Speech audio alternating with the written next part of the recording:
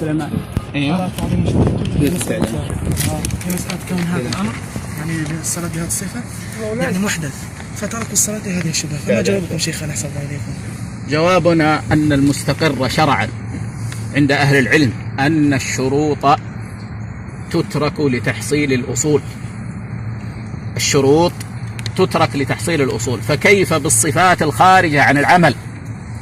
هذه صفة خارجة عن العمل، والعلماء مجمعون على أن من صلى في صف منقطع فصلاته صحيحة، فكيف تترك الصلاة لوصف خارجي تصح الصلاة بدونه، تصح الصلاة بدونه. شيخنا هم قالوا يعني هذا الأمر وقع في زمن السلف والأنبياء والطواعين، وما علمنا أنهم صلوا بهذا الصفة. وهل علمنا أنهم صلوا بغيرها؟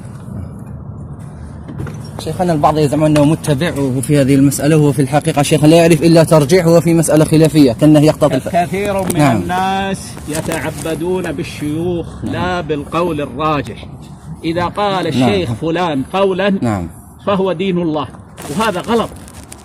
كل شيخ مهما على فضله يصيب ويخطئ، وهو مأجور في إصابته وفي خطأه، لكن الواجب على طالب العلم أن يتبع الدليل.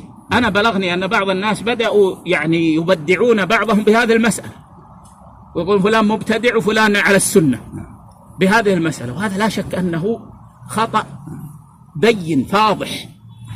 فهذه مسألة فقهية. نعم، لو أن يعني إنسانا ترك الصلاة لخطأناه نحن، لكن ما نبدعه بهذا ولا نحمل عليه، يعني ترك الصلاة في المسجد لهذا، ما ترك الصلاة مطلقا.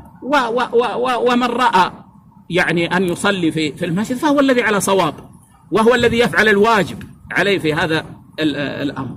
لكن على كل حال حقيقة الاتباع شيخنا، أقول المسألة أما أنا فقد بحثتها فقها بحثا كاملا حتى أحسست العجز عن مزيد، واطمأن قلبي بلا شك ولا ريب أن الواجب على المسلمين أن يصلوا في المساجد مع التباعد، وأنه لا يجوز لهم المخالفة بالتراص، ولا يجوز لهم المخالفة عن الرجال بالصلاة في البيوت.